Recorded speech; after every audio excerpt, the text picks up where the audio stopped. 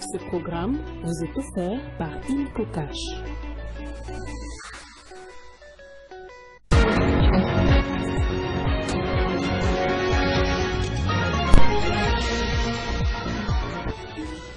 Au sommaire de ce journal, ouverture ce lundi à Bakou de la 29e conférence annuelle des Nations Unies sur les changements climatiques.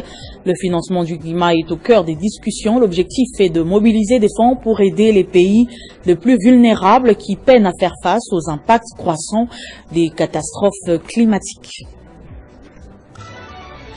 Révision de la Constitution, les sujets ont été abordés ce lundi lors des travaux des États généraux de la justice. Monseigneur Donatien Chollet, secrétaire général de la SEMCO, a souligné la nécessité d'une évaluation approfondie des implications de cette initiative. Lutte contre les tracasseries routières et embouteillages dans la ville de Kinshasa, le commissaire provincial de la police, Blaise Mboula Kilimbalimba, interdit toute interpellation des conducteurs dans les grandes artères de la capitale. Les détails dans ce journal.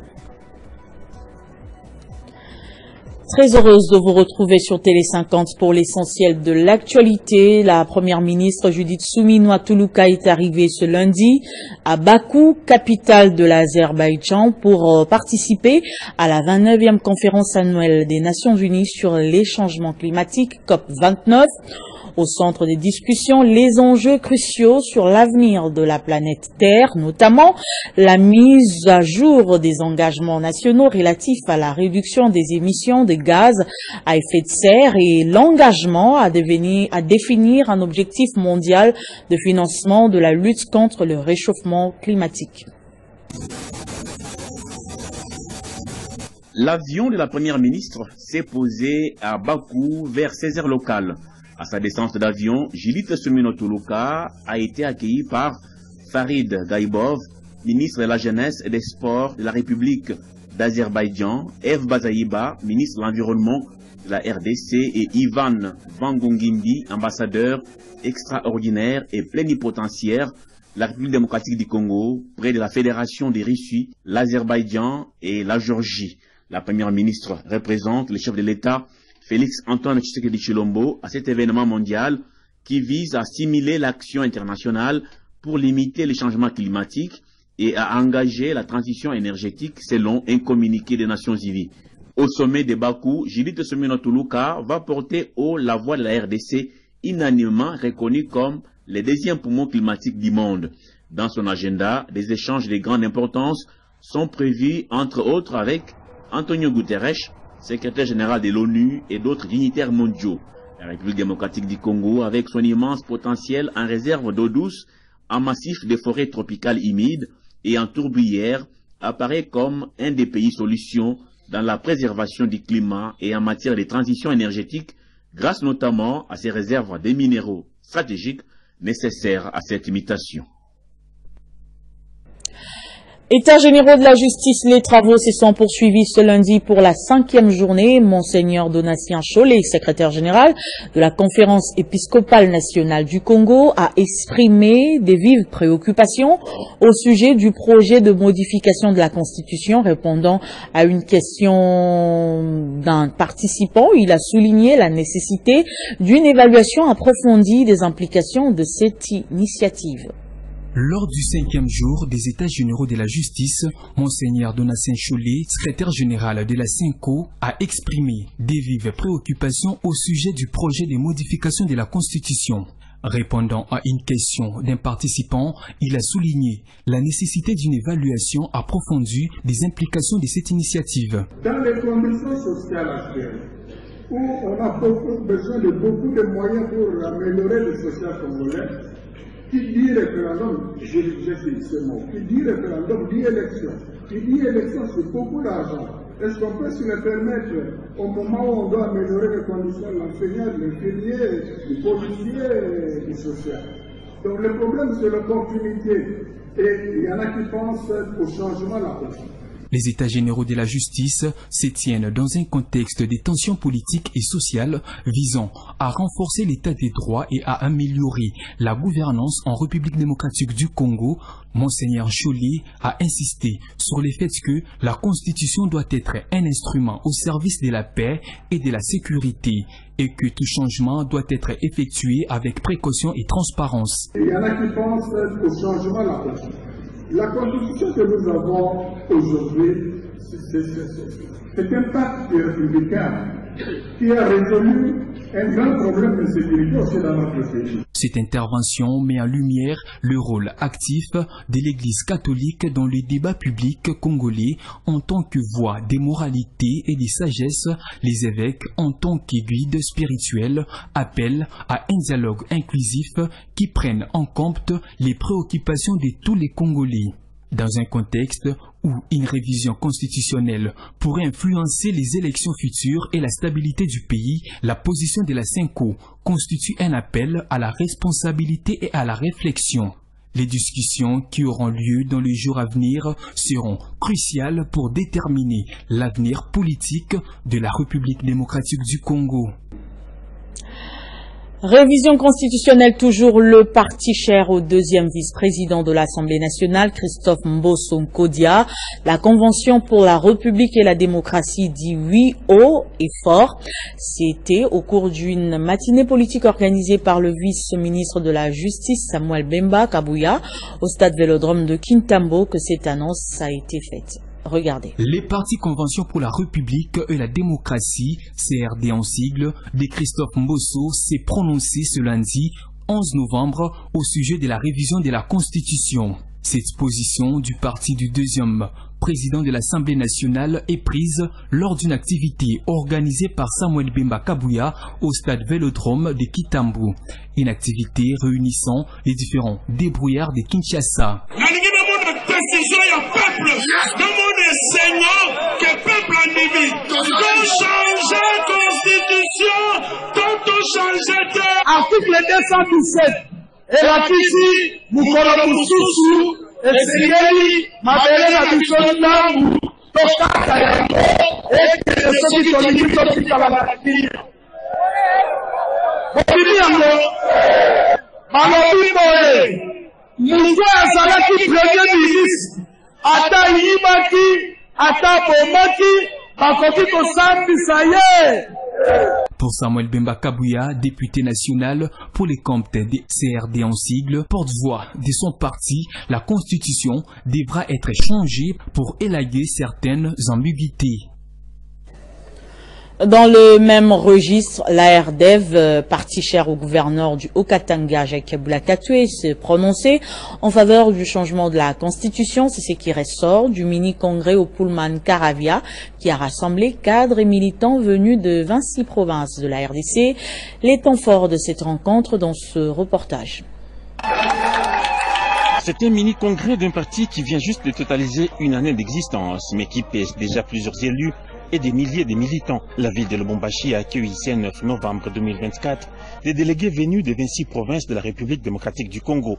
Aux commandes de cette grand-messe, le président national de l'Action pour la rupture et le développement, Jacques Boulakatoué, entouré des membres du présidium, dont le secrétaire général Hubert Mwamba, des 2 secrétaires généraux adjoints et des secrétaires fédéraux des 26 provinces. Les congressistes vont pouvoir prendre position les questions brûlantes dès lors, notamment le changement de la Constitution. Sans tarder à ces sujets, le président national du parti, un bon démocrate, a demandé l'avis des congressistes. Pour représenter la population dans différentes provinces au sein de l'ARDEV. Et nous retrouvons aujourd'hui à mini-congrès et à aborder la question de l'heure qui consiste à prendre position sur le changement de la Constitution. Je voudrais poser la question à main levée qui sont pour le changement de la Constitution.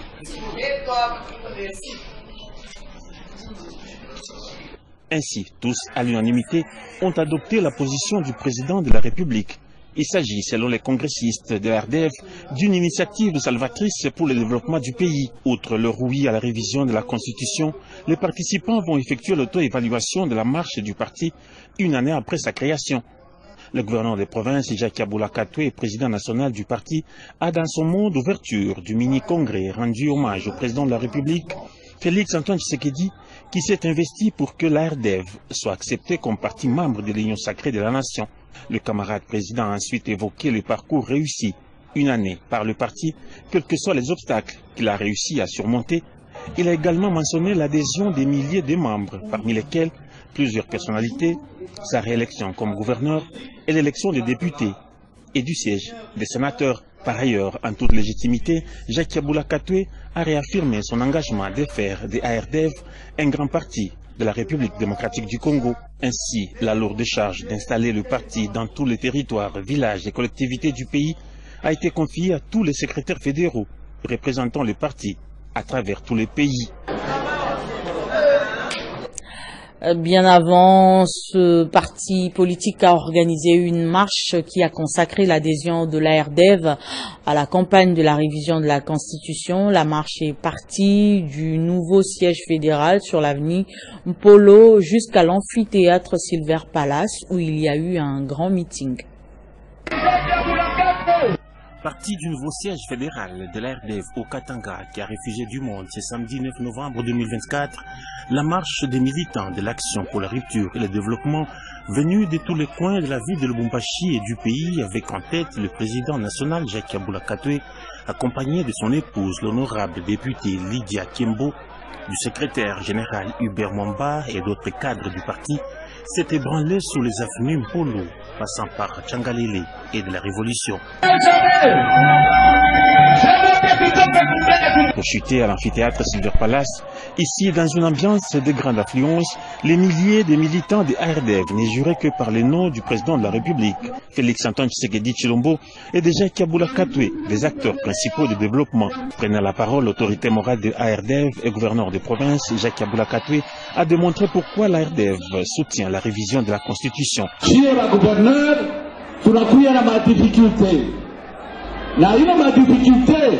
Ni a partir ya constitution yetu makuta ile tunasema 40% tunashinda kuikapte juu ya constitution.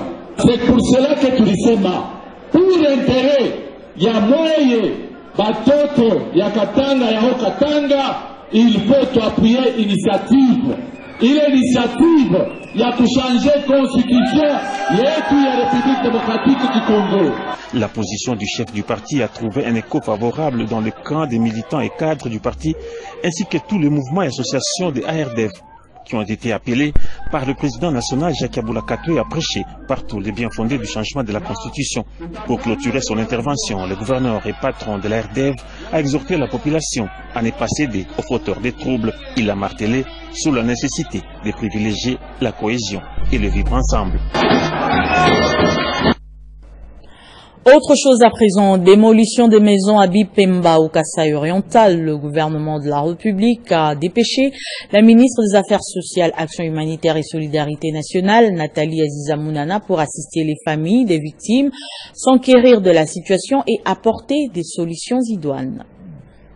Sur instruction du chef de l'État Félix Antoine Tshisekedi Tshilombo et de la première ministre Judith Suminwa Tuluka, la ministre des Affaires sociales, Action humanitaire et solidarité nationale Nathalie Aziza Mounana est dépêchée d'urgence à Mbujimaï assister les familles dont leurs maisons ont été démolies dans la commune de Bipemba, quartier de la Plaine. Le président Félix Antoine Tshisekedi Tshilombo, son souci majeur, c'est le peuple d'abord. J'ai été dépêché via notre Premier ministre pour venir me rendre compte de la réalité de ce qui s'est passé.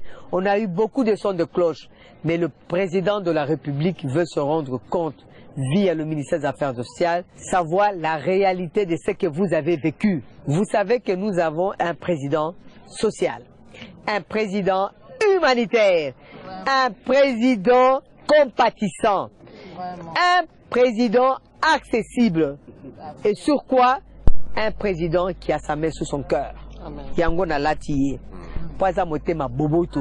Les victimes ont réservé un accueil délirant à la ministre Nathalie Aziza Mounana au sortir de l'aéroport, auprès de qui elles attendent une suite favorable. Remercions d'abord Monsieur son Excellence Félix Antoine Tshisekedi Tshilombo de nous avoir aussi considérés parce que S'il n'avait pas songé, ah non, on ne devait pas avoir la madame ministre Mounana qui est venue ici pour nous consoler. Accompagné des ambassadeurs humanitaires du ministère Étienne Tshisekedi Tshilombo, Mami Munga Munyasa, on peut aussi compter dans les rangs des hommes de Dieu, Jean Bosco Kankou et Monsieur l'abbé Théo Kaniki qui parlent déjà d'une mission réussie. J'ai le sentiment de satisfaction, une mission réussie. Le chef de l'État a écouté la voix des sans-voix. Il a accompli comme il avait promis d'envoyer la ministre des Affaires sociales. Et que nous soyons aujourd'hui une grande délégation venue de Kinshasa sur instruction du président de la République, je ne peux qu'être heureux. Direction gouvernorat du Kasaï oriental pour évaluer les besoins humanitaires après les démolitions. C'est plus de 802 maisons détruites, soit 38 000 personnes qui passent nuit à la Belle Étoile sur 35 hectares. L'ASBL, Rassemblement des jeunes patriotes, a désormais un nouveau siège national. La cérémonie d'inauguration a eu lieu le week-end par son président national, Diersingimbi Kinkela. C'était un week-end haut en couleur pour les rassemblements des jeunes patriotes, RJP en sigle, qui a désormais un nouveau siège national. La cérémonie inaugurale a été chapeautée par son président national, Diersingimbi Kinkela, également président de la Ligue nationale des jeunes du regroupement politique Les Progressistes. Ces sièges, situés sur l'avenue Massano, à la première rue du Mété, quartier Funa, incarnent l'engagement et la passion du RGP pour la cause commune, mais aussi de tous ses membres.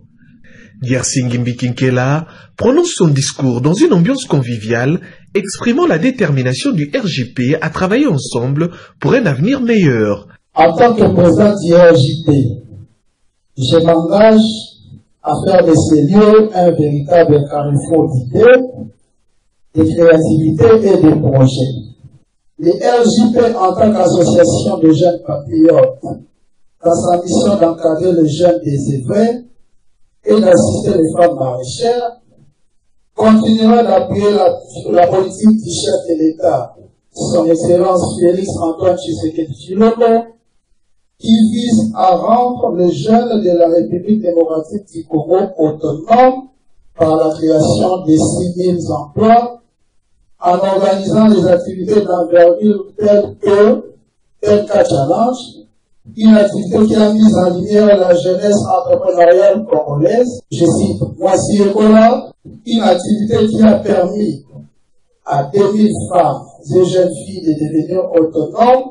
À la base, ces lieux représentent une vision commune de l'ASBL et constituent également un véritable carrefour d'idées, de créativité et des projets à même de transformer les ambitions des uns et des autres en actions concrètes.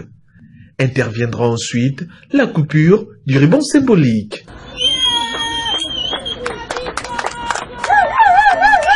Satisfait de voir son rêve prendre corps, le numéro 1 du RGP, Diersingimbi Kinkela, s'est exprimé. Aujourd'hui, c'est un jour mémorable, inoubliable, qui restera gravé dans les annales de l'histoire de notre ASBL. Pourquoi? Parce que nous venons d'inaugurer, notre siège, notre propre siège national, après 5 ans d'existence. Rappelons que l'ASBL RJP, à travers son président national, Diersingimbi Kinkela, réitère son engagement de soutenir la vision du chef de l'État, Félix Antoine Tshisekedi Tshilombo, dans le 6e axe de son programme visant à créer 6 000 emplois. Sécurité et souveraineté alimentaire, le gouvernement congolais s'intéresse aux initiatives des éleveurs privés pour booster la production de la viande sur le marché afin de parer à l'autosuffisance alimentaire. C'est ce que justifie la mission d'itinérance effectuée par le ministre de la Pêche et l'Élevage, Jean-Pierre Tshimanga, à Kasangulu, au Congo central. En mission d'itinérance, le ministre de Pêche et Élevage, Jean-Pierre Tshimanga Bwana, s'est rendu à Kasangulu au Congo central samedi dernier. Sur les sols né Congo, le patron de l'élevage congolais a visité 2 fermes de la société Ascado Ecolodge, œuvre d'un digne fils du terroir qui organise 3 filières dont la bovine, la porcine et la caprine. Très satisfait de cette ronde, Jean-Pierre Tshimanga-Bwana a lancé le message aux éleveurs congolais de ne plus baisser la garde car le chef de l'État et le gouvernement congolais ont mis la pêche et l'élevage au centre du développement de la RDC. Nous sommes venus pour voir comment on peut assurer la sécurité et la souveraineté alimentaire en appuyant et en soutenant nos éleveurs qui se battent avec les propres moyens, et voir comment l'État peut les accompagner.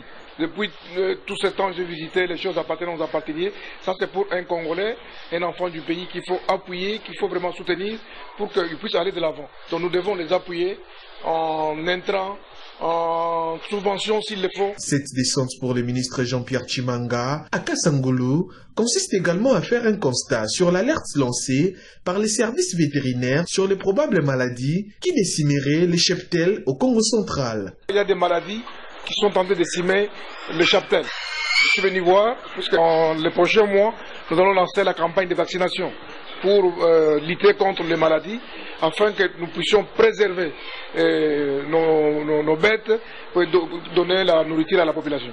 Ici, il est rappelé que cette ferme en activité depuis 2007, qui se lance dans l'agriculture, la pêche, compte à son sein 50 têtes bovins, une centaine de porcs et des chèvres, et elle est située à 27 km de Kasangulu.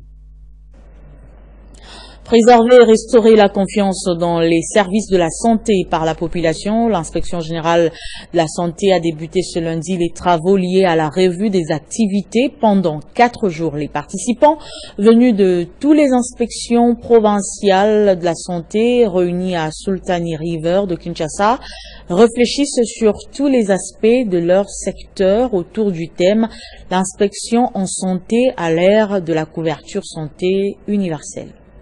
Il faut que ce jour compte, tel est le slogan entonné par les inspecteurs de la santé des 26 provinces de la RDC. Ces assises de lancement des travaux de la revue des activités de l'inspection en santé, une grande première qui retrace les 7 années après sa mise en service, en présence du ministre de la Santé publique, Hygiène et Prévoyance sociale, le Dr Samuel Roger Kamba, placé sous les thèmes l'inspection en santé. À l'ère de la couverture santé universelle, le ministre Roger Kamba lance les travaux tout en promettant aux inspecteurs de s'impliquer personnellement pour le bon fonctionnement de l'IGS. Et je peux vous assurer que avant la fin de l'année, et c'est ce que je me suis donné comme mission, c'est que l'organisation du système de santé, donc notamment l'inspection générale de la santé, puisse avoir tous les outils de son fonctionnement. Le budget de l'inspection générale de la santé non seulement sera respecté, mais on va trouver des moyens complémentaires grâce à votre travail. L'inspecteur général de la santé, Komba Djeko, a pour sa part insisté qu'en cette première journée, les participants seront informés sur les contenus du plan national de développement sanitaire 2024-2033, ainsi que les activités réalisées et les résultats y attachés. Il a également présenté l'état dans lequel se trouvent certaines de leurs installations de travail. Nous avons réalisé plusieurs activités dans le contrôle des ressources humaines, matérielles, financières, dans la qualité des soins. Nous avons mené des activités dans le cadre de la pharmacie de médicaments. Nous avons vu un certain nombre d'éléments. Il y en a qui sont en train de se corriger par les prestataires qui travaillent de l'autre côté, qui ne sont pas de l'inspection. Et nous pensons que, n'eût été la présence de l'IGS à travers ces différentes missions, la situation sanitaire du pays a été catastrophique. Le dernier jour sera consacré à l'élaboration des différentes recommandations ainsi que les perspectives pour l'amélioration de leurs prestations et la qualité des services de soins des différentes structures. Après plusieurs mois des travaux effectués avec la contribution des experts de l'ARSP et ceux de la FEC, les 2 structures ont finalement signé le procès-verbal de validation du guide sectoriel des activités de la sous-traitance en RDC. La FEC s'est déclarée satisfaite et de son côté, le directeur général de l'ARSP a souligné que cet outil essentiel permet d'assainir le climat des affaires selon la vision du chef de l'État, Félix Tshisekedi, en permettant aux entrepreneurs de comprendre la loi sur la sous-traitance et ses mesures d'application.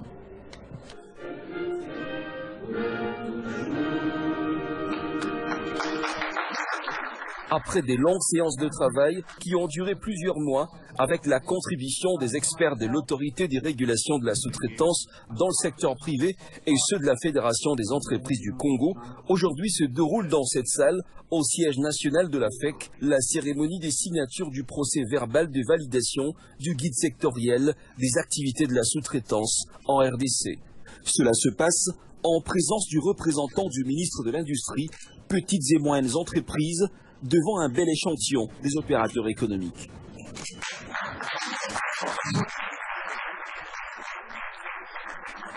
Les experts de deux côtés ont travaillé pendant plusieurs mois pour donner les détails bien expliqués de façon que l'application soit beaucoup plus claire et ne pose pas de problèmes. Que maintenant nous parlons le même langage par rapport au kit sectoriel dont on a fait. Le DG de la RSP, Miguel Cachal, a souligné que cet outil essentiel vient optimiser l'application sans faille de la loi sur la sous-traitance. Nous tenons d'ailleurs à saluer et à féliciter nos partenaires de la FEC qui tient à accompagner cette vision chère au chef de l'État en tenant compte du bon climat des affaires. Comme vous le savez, les chefs de l'État étant les garants du climat des affaires veillent à ce que tout se passe dans la conformité et dans les normes. Les experts de la FEC et de la RSP ont pour leur part salué cet aboutissement avec succès d'un travail de titan qui vient résoudre un problème majeur lié à l'interprétation des textes juridiques qui réglementent les activités de la sous-traitance dans tous les secteurs confondus de la vie économique nationale. Lutte contre les tracasseries routières et embouteillages dans la ville de Kinshasa. Le commissaire provincial de la police Blaise Mboula Kilimbalimba interdit toute interpellation des conducteurs dans les grandes artères de la capitale. Il interdit également aux camions, transporteurs, remorqueurs, de remorquer tout véhicule sous prétexte de mauvais stationnement dans la capitale congolaise. Les commissaires provinciaux de la police a pris certaines décisions ce week-end. Parmi ces mesures, l'on peut noter l'interdiction à la police des circulations routières d'arrêter les conducteurs sur plusieurs artères principales de la ville. Il s'agit notamment sur l'avenue de la Libération ex-24 novembre de boulevard du 30 juin jusqu'à l'hôpital du Cinquantenaire, passant par le PNMLS. La régie des eaux sur le boulevard du 30 juin, Reine de la Paix, Entrécan, Lufungula ou Ileri, jusqu'au palais du peuple, pour ne citer que cela. Ces mesures du commissaire divisionnaire adjoint Blaise Kilimbalimba visent à lutter contre la tracasserie dite policière. Le numéro 1 de la police à Kinshasa annonce également aux Kinoises et Kinois la suspension jusqu'à nouvel ordre du phénomène porte-à-tout Kikalungu. Aucun véhicule portant mention police ne doit plus emporter les véhicules de particuliers pour les amener à la fourrière, sauf en cas de panne. Le commissaire divisionnaire adjoint Blaise Kilimbalimba appelle tous les conducteurs qui se retrouveraient victimes de saisir directement ses services. Face aux dégâts causés par la pluie ce week-end, les commissaires provinciaux de la police ville-province de Kinshasa informent la population que les nids de poules sont revenus à différents endroits de la ville. Cette situation va perturber la circulation sur certaines routes, à l'instar de la route Gare Centrale, Beaumarchais, passant par la Bralima, aéroport national de Ndolo, poids lourd, Kingabwa Tourisme. Compte tenu de cette situation, le chef de la police invite les usages de la route à la patience avant que les services habilités ne fassent les travaux de remblayage sur ces tronçons détruits. Affaire main amputée à Ndjili. Après, la vidéo est devenue virale sur les réseaux sociaux. Une vidéo dans laquelle on voit l'agression brutale d'un jeune homme amputé de sa main par des koulouna. Le secrétaire général adjoint de l'UDPS Kibasa, Alain Kyungus, est descendu sur place pour s'enquérir de la situation. Sur place, il a pris en charge les frais médicaux de Grace Makotima et lance un appel aux autorités pour renforcer la sécurité dans cette commune. Nous sommes dans la commune d'Ndjili. Ici, l'info qui circule, c'est l'affaire Grace Makotima. Ce jeune homme qui a vu sa main coupée se voit à ce jour réconforté par Alain Kyungu. L'homme est accompagné par une foule enthousiaste. Alain Kyungu a été conduit à l'hôpital où Grace Makotima est soignée après l'attaque brutale de Koulouna.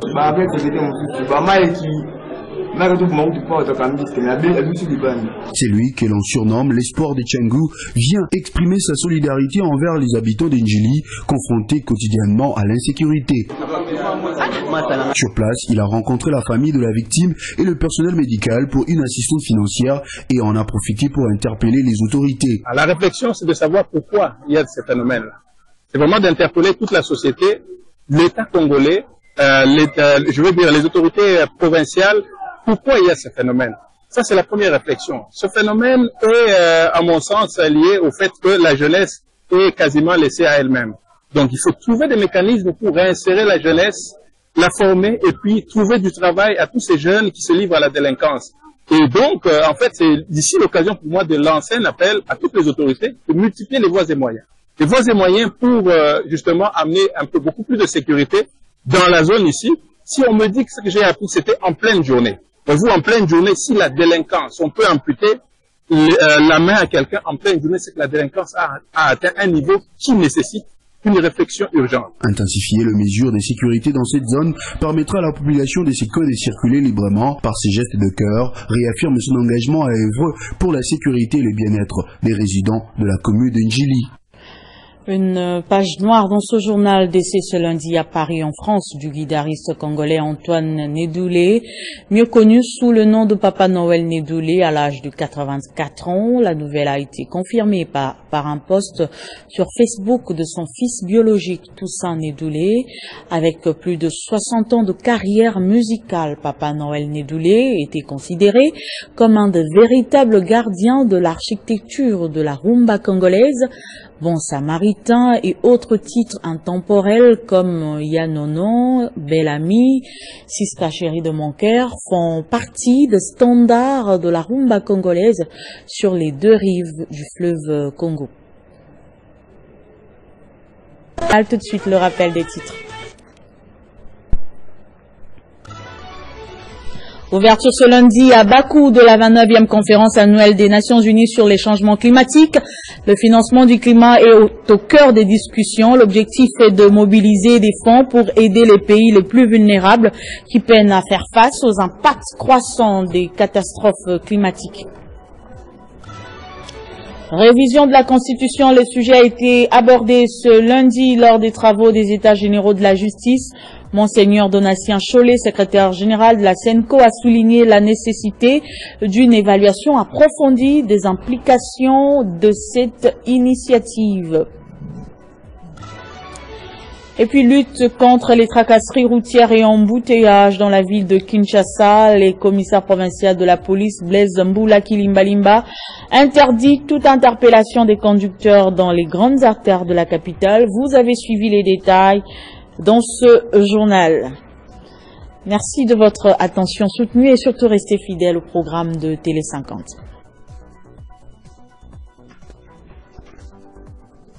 Retrouvez toute l'actualité en continu sur www.tele50.cd. Ce programme vous a été offert par Inico Cash.